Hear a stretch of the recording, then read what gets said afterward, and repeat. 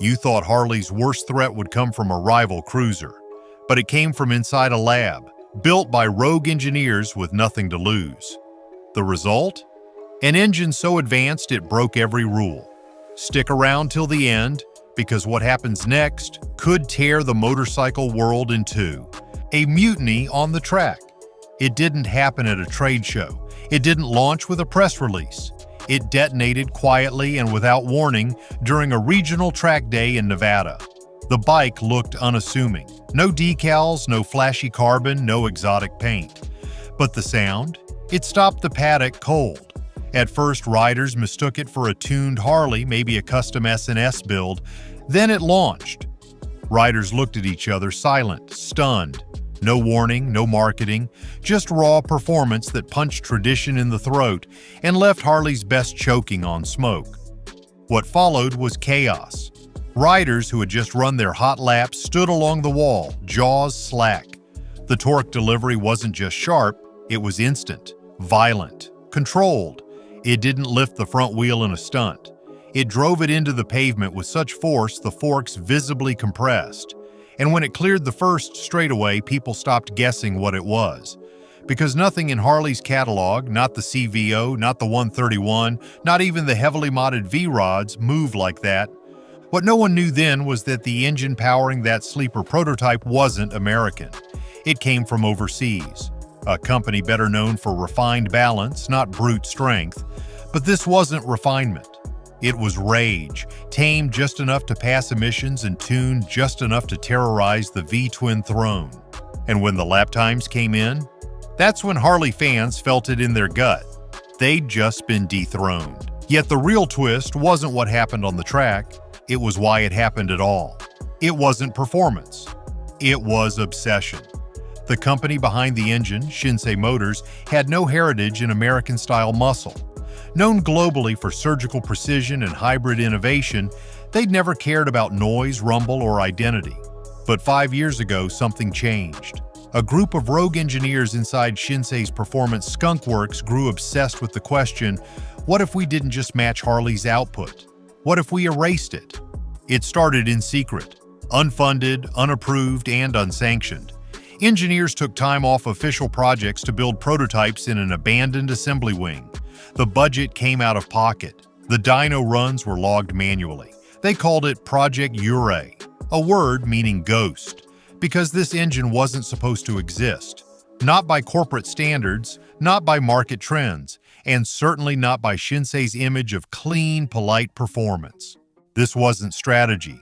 It was obsession with proving that sound and power didn't need heritage to feel iconic. It wasn't about legacy. It was about legacy's replacement. The team wasn't chasing a market, they were chasing revenge. Half of them had grown up idolizing brands like Harley. Then they watched them stagnate. While Harley tripled down on heritage branding and overpriced chrome, the Yurei team saw an opening, a chance to reintroduce combustion not as nostalgia, but as insurgency. By the time Shinsei's executives discovered the engine, it was already outperforming their entire production line. And instead of shutting it down, they did something unthinkable. They gave it a green light. Behind closed doors, engineers were breaking not just limits, but laws of convention. If this already feels bigger than horsepower, if it feels like Harley just got blindsided, hit that like button to keep this story alive. And tell us in the comments, is this the beginning of a revolution or the end of an era? Your take might be the one that sparks the next big debate. Rules they broke, engine they built. What made the Yurei engine terrifying wasn't just its numbers, it was how those numbers were achieved. Shinsei engineers didn't follow playbooks, they tore them up. They ditched legacy cooling systems for a patented split-phase liquid loop that reduced thermal load by over 40%. They integrated a carbon nanotube-lined combustion chamber, something previously reserved for aerospace, allowing compression ratios that would detonate any standard piston. The intake geometry was variable and active. The ECU wasn't off the shelf, it was neural-assisted learning from each ride. And the noise? Tuned to hit a frequency range that registered more in the chest than the ear. It didn't just sound fast, it felt like a bomb under throttle. But perhaps the boldest move was compliance. Somehow this beast, capable of wheelie torque and touring chassis, passed Euro 5 and CARB standards without modifiers. It didn't skirt emissions, it crushed them. Dyno tested at peak output with full legality, it left Harley's 135 looking like a relic. Harley fans scoffed at first. No engine that clean could be that brutal, until teardown videos started surfacing, and what viewers saw defied logic. No shortcuts, no cheating, just brilliance and danger. Because if Shinsei could build that engine, who else might follow? And if the tech sent shockwaves, the price tag turned them into a full-blown quake. Looking at bikes this simple and this solid, there's no excuse to overpay for overcomplicated gear. That's why we've lined up jackets, helmets, gloves, and tools that match these bikes in price and purpose. No fluff, just what works. Hit the link in the description to check out our trusted gear list. The engine that broke the price barrier, $8,000. That was the announced retail for the Yurei crate engine, and it hit the market like a punch to the throat. For that price, riders weren't just getting world-class torque, they were getting it in a package that embarrassed Harley's entire upgrade ecosystem. Performance shops were the first to panic. For decades, they'd made a living retrofitting Harleys with custom cams, big-bore kits, and high-flow exhausts. A serious build could cost $12,000 to $15,000 easily. The Yurei engine delivered more power, more efficiency, and more reliability for nearly half. Turnkey, plug-in, legal. Then the ripple hit the dealers. Orders slowed, deposits were pulled. Harley's pipeline of loyal buyers, once dependable, even fanatical, began to ask uncomfortable questions. Why spend more for less?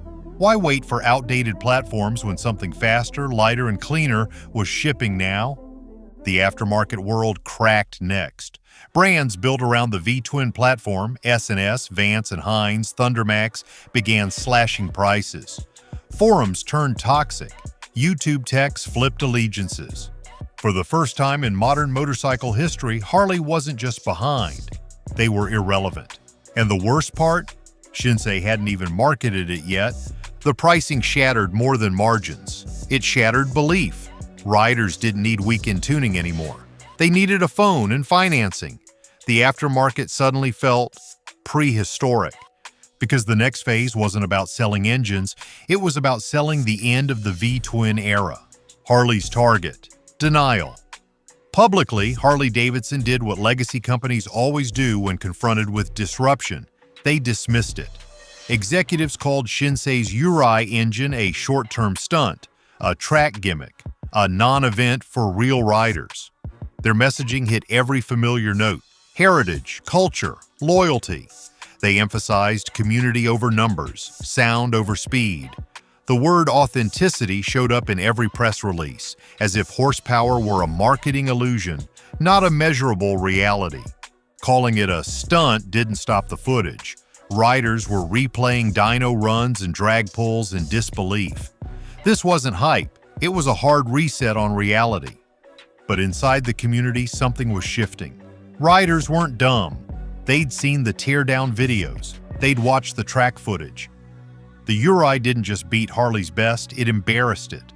Still, the company held its ground, rolling out special edition chrome packages and flag-waving ads as if patriotism could outpace torque curves. Even dealerships felt the awkwardness. Salespeople were handed scripts to counter Yurei comparisons, but those scripts unraveled fast when customers walked in with data. The truth was simple. Harley couldn't match the engine and it couldn't buy time. So it did what it could. It doubled down on denial. But that approach wasn't just risky, it was radioactive. Because while Harley spun the story, its leadership was breaking apart from the inside. While Harley talked tough in public, its leadership was quietly tearing itself apart. Executives at war. The boardroom was silent at first, but as the Yurei engine's numbers went viral, the cracks formed fast. The marketing team wanted spin. The engineers wanted answers. And the finance department? They wanted blood. Old guard leaders whispered about betrayal. Younger execs talked future or failure. The brand was no longer unified. It was eating itself in slow, polite internal collapse. Half the C-suite believed Harley needed to pivot. Fast, not just in performance, but in identity. The other half argued the opposite, that chasing Shinsei would betray the brand's soul. What followed was a full-blown civil war inside the company's highest floors. One faction pushed for a stripped-down performance line to compete head-on. Another insisted on building an all-new platform. Still others clung to the hope that Shinsei's engine was a one-off, a fluke. Meetings dragged for hours. Product teams refused to coordinate. Morale cratered on the engineering floor. Worse, no one could agree on messaging. Every leaked internal memo sent the community deeper into speculation. Even trusted Harley insiders began whispering online, "We were blindsided." The people who once led the American motorcycling conversation were now arguing over whether they even belonged in it. And then came the Hail Mary. When Harley couldn't outbuild the threat, they tried to out-legislate it. Desperation rarely breeds innovation, but it often triggers retaliation. How to stop a legal engine? The Yurei engine was powerful, clean, and ready to ship. That's what made it dangerous. Harley's legal team saw the threat clearly. This wasn't a patent issue. It wasn't emissions loopholes. It was horrifyingly fully compliant. So they pivoted. Instead of questioning the engine's legality, they questioned the process. It wasn't a lawsuit. It was a lifeline. If compliance couldn't be attacked, maybe bureaucracy could. Harley didn't need to win. They just needed to stall. Harley lobbied for an investigation into Shinsei's certification paperwork. They asked regulators to re-examine dyno testing methods, supplier material sourcing, and cold start emissions under urban conditions. They claimed the engine's performance curve implied irregular compression, a potential sign of borderline tuning. None of it was provable. All of it was plausible. Behind the scenes, Harley leaned hard into their Washington contacts.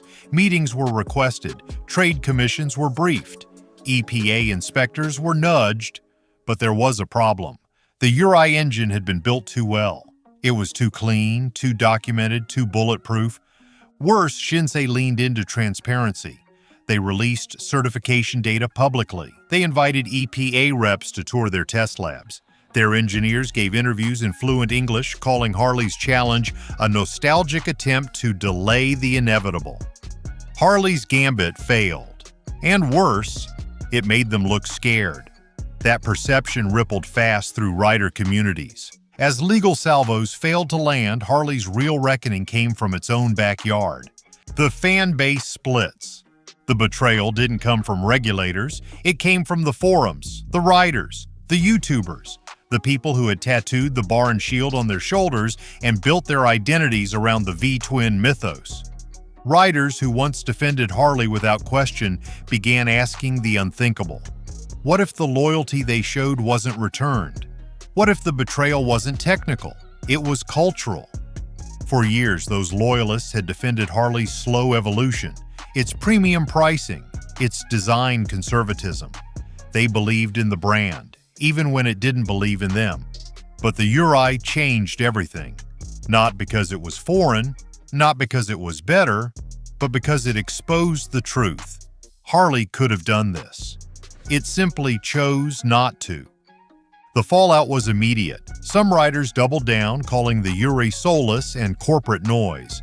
They posted photos of their Harleys with flags and hashtags like #stay loud. But others saw through it. They asked a different question.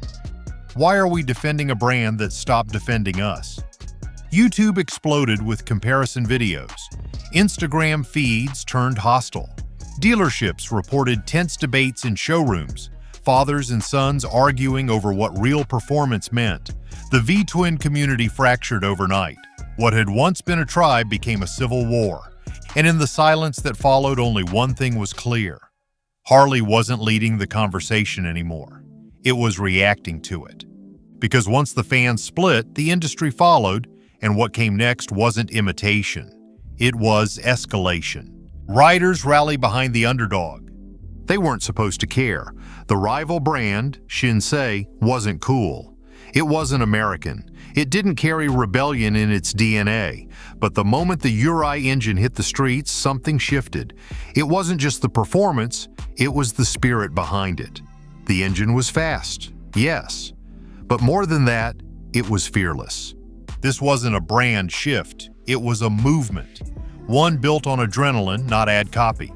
For the first time in decades, speed was the identity again. For younger riders, it represented something Harley had failed to deliver for years: progress without apology. It didn't talk about respecting heritage or preserving tradition, it just moved, and it moved like hell. Riders under 30, the same demographic Harley struggled to reach, now lined up to test ride the bike that had once been laughed off as a gimmick. TikTok exploded with raw pulls and first impressions. "This is what riding should feel like," one user shouted over the Yurei's growl. Forum signatures changed, Facebook groups splintered. In cities across Europe, Asia, and the United States, pop-up meetups began forming around the Shinsei community. Some organized by longtime Harley fans, now converted. It wasn't just a shift in preference, it was a migration. A generation that had once shrugged at cruisers now found their entry point, not through marketing, but through mechanical shock. The roar of new riders was soon drowned out by the crumbling noise of Harley's supply chain. Harley's supply chain quakes. The Yurei engine didn't just challenge Harley, it vaporized its supporting ecosystem. The moment Shinsei announced dealer integration partnerships with key powertrain distributors, the ripple began. Harley's aftermarket vendors, once shielded by brand loyalty, were suddenly exposed. Harley had propped up an entire economy of bolt-ons and dyno shops. Now those same garages were asking if they were building bikes or maintaining fossils. Performance shops that had built their names on V-twin upgrades began reporting cancellations. Pre-orders dried up. Orders for big-bore kits, cams, tuners, and air intakes dropped by double digits in a matter of weeks. In some regions, that dip turned into freefall. And it wasn't just Harley feeling the heat. Indian Motorcycles, long positioned as Harley's fiercest domestic rival, held emergency meetings about how to respond. Their performance line, once aggressive and fresh, suddenly looked tame compared to what Shinsei had released. Even Honda, the quiet titan of consistency, began reshaping its global development roadmap, because what Yurei had done wasn't incremental, it was foundational. Shinsei didn't just sell engines, they offered manufacturers a new bar to meet or lose to. And as OEMs scrambled to reverse engineer the Yurei or build something better, supply chains pivoted. Machine shops, casting houses, electronics firms all began receiving new specs. Orders changed, priorities changed, loyalty evaporated. Harley's once dominant ecosystem began to feel like a house built on shifting sand. And before anyone could brace for it, the industry's most guarded secret went public. Blueprints. Leak. Power is copied. For a while, Shinsei held the high ground. The Yurei engine was their crown jewel, sealed behind patents, manufacturing security, and proprietary firmware. But in the digital age, there are no real secrets. 3 months after launch, the blueprints leaked. No one knows how it happened. A supplier breach, a firmware dump, maybe even a disgruntled engineer. What mattered is this. Within 72 hours, the internal architecture of the Yurei was in the wild, shared on encrypted forums, translated, annotated, reverse-modeled. Clone projects appeared overnight. Eastern Europe, Southeast Asia, even a California-based startup all claimed to have working prototypes based on the leaked tech.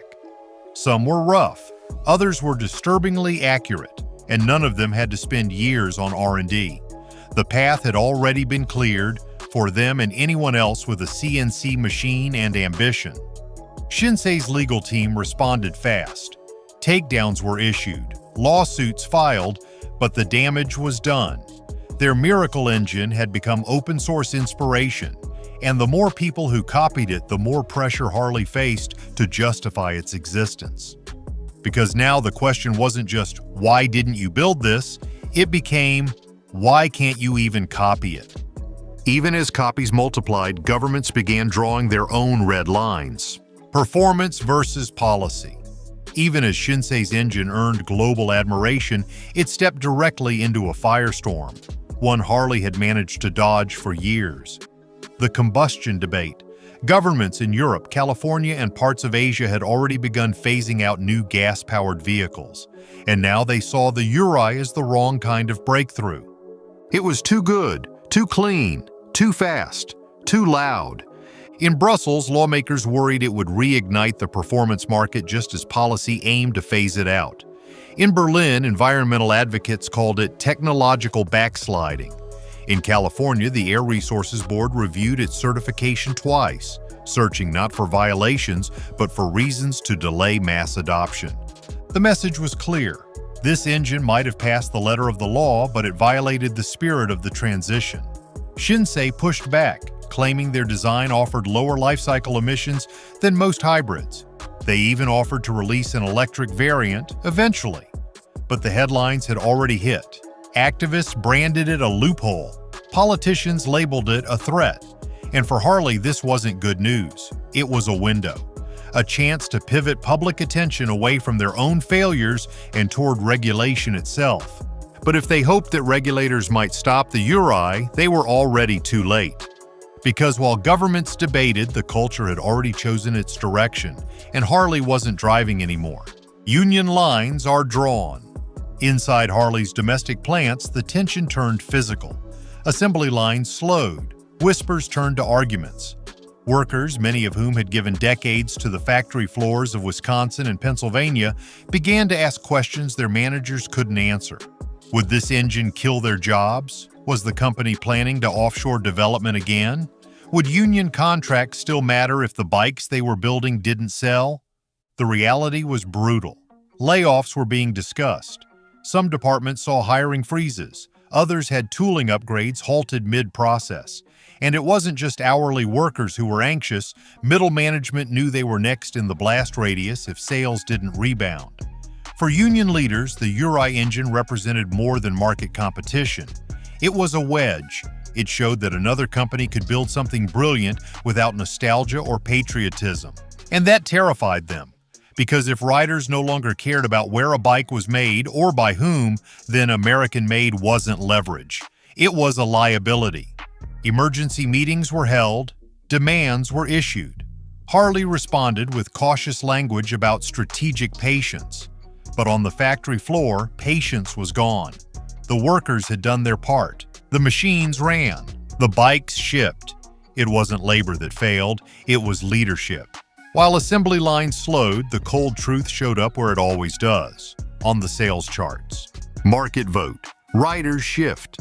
The sales reports hit like a hammer. First quarter orders for Harley's core models were down 17%. The Softail platform, once the brand's backbone, was losing volume to street fighters and mid-weight imports. But the most telling statistic? Average rider age. For the first time in modern history, Harley's customer base aged upward. They weren't gaining new riders, they were aging out. Meanwhile, Shinsei's Yurei-equipped units sold out globally. Dealers requested double the original allotment. Wait lists formed. And what rattled analysts wasn't just the demand, it was the diversity. Riders in their 20s and 30s, first-time owners, women, urban commuters, people who had never even considered combustion motorcycles were lining up for test rides. Harley tried to counter. They offered discounts. They bundled financing. They rebranded older engines as classic. But the market had already spoken. Heritage no longer held weight without relevance. And the Yurei wasn't just relevant, it was aspirational. Even longtime Harley fans began exploring options. Some purchased a Yurei and kept their touring bike parked. Others sold off collections entirely, calling it the end of an era online. And younger riders who once saw motorcycles as a lifestyle fossil now saw a future, just not one with a bar and shield on it. As consumer loyalty cracked, political pressure hardened into something sharper: protectionism. If you're still watching, you know this isn't just a bike story, it's a shift in power, politics, and identity. Subscribe now if you're ready to follow the fallout, because the final chapter isn't written yet. Trade fences rise. The international fallout came fast. Within 2 months of Shinsei's global rollout, multiple US-based trade lobbies filed formal complaints. Their argument? The Yurei engine represented unfair competitive advantage due to offshore manufacturing, state-sponsored tech grants, and manipulated compliance pathways. In simpler terms, they wanted it blocked. In Washington, lawmakers sympathetic to Harley's legacy called for tariff adjustments. One senator from Wisconsin declared, "We don't just build motorcycles, we build American identity." But the problem was nuance. Shinsei had done everything by the book. The Yurei was emissions legal, IP certified, and met all known safety standards. Blocking it outright would risk triggering retaliation. Meanwhile, other nations pushed back. Germany called the tariffs thinly veiled protectionism. Japan labeled the complaint unfounded. Even Brazil, a rising motorcycle market, sided with Shinsei, citing rider demand and open market necessity. What resulted wasn't a full trade war, but a cold one. Import taxes rose. Environmental lobbyists clashed with performance advocates. Shinsei delayed shipments to certain U.S. ports, citing logistical reevaluation. And through it all, Harley remained silent, watching a battle it once would have led unfold without them. They hadn't just lost control of the conversation, they'd lost their place in the geopolitical machinery. And behind all the noise, one final decision waited to be made: evolve or disappear. End of an era or evolution. The showroom lights were still on. The engine still ran. But something fundamental had shifted. Harley-Davidson, once a symbol of defiance and dominance, now felt suspended in memory. More museum than machine. In interviews, former executives spoke of legacy, icon status, and brand perseverance. But current riders wanted none of it. They wanted speed, handling, purpose, and in that metric, the V-twin had become a relic. The company faced a choice: reinvent entirely, or fade gradually into the background of its own history. Not just a product shift, but a soul transplant. A redefinition so total that it risked alienating the very culture it once commanded. But that's what evolution demands. Pain, change, ego sacrifice. In Milwaukee, a new task force was assembled. Younger engineers, outside consultants, a mandate to redesign the brand from scratch. No more half measures, no more chrome distractions. If Harley was going to matter again, it couldn't just catch up. It had to leap forward, past its rivals, past its myth, past its past. Because if it didn't, the Yurei wouldn't just be the engine that disrupted Harley, it would be the one that wrote its obituary. If you've made it this far, you already know. This isn't just about an engine. It's about legacy, survival, and what happens when a giant falls asleep at the throttle. Harley didn't just get challenged, they got outclassed. And whether they rise or vanish depends on what comes next. So if you care about power, innovation, and the brands that shaped an entire culture, hit subscribe. Drop your thoughts in the comments, because the loudest voices aren't coming from the factories anymore.